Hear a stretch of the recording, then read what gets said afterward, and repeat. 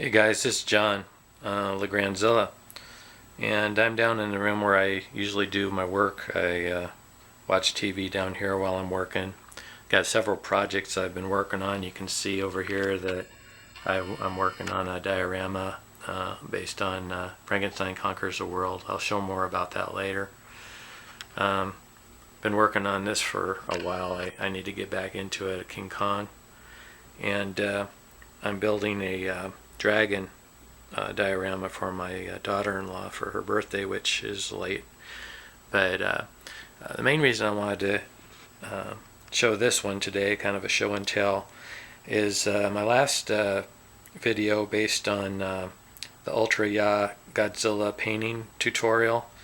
I talked about how I use these Faber-Castell markers to paint a model, and this is the model. And this is a sculpt done by Bill Gudmundson, put out by Resin Chef, and it is called Ankylosaurus mutatus, and it's roughly based on Angurus, the kaiju Angurus. And here is an image kit of the traditional 68 Angurus. There was a 54 or 55, I'm sorry. The 68, which design was used quite a bit, and then final design came out with Final Wars in 2005. I don't have a kit of that, but I do have the other two in 20 centimeter scale like this one. But this is Bill Gudmundson's sort of a concept. He calls it Ankylosaurus mutatus. That, of course, makes it so it isn't exactly a Angurus, but I look at it like Angurus, and it may have been his intention that we would, but he's a little bit more cartoony looking, but I think he's really cool looking.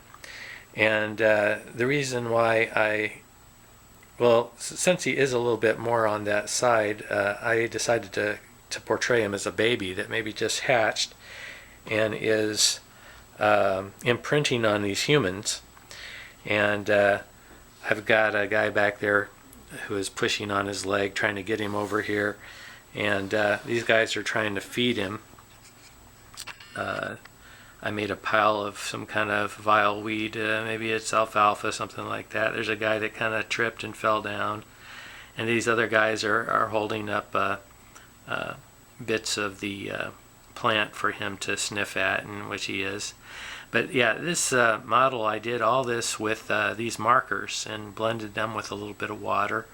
I put a little bit of a purple shade in there. I used quite a few colors to do around the spines to get them to start out looking brownish and then go out to a light color. But primarily I did use those markers, and it was kind of tricky. I had to do a lot of dull coating to keep it from smearing. And I like how the eye came out. A little bit trouble focusing right now. But I used the eye to get kind of a blue, real light blue, kind of like you'd see on a Malamute dog. And here's a view down low. But this is a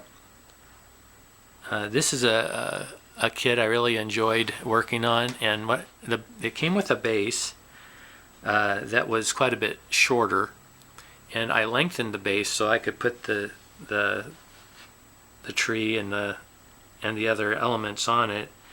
What I did was I added some clay to the other base. It's rather thin base, low base, which is fine. But I used clay to mold this, and then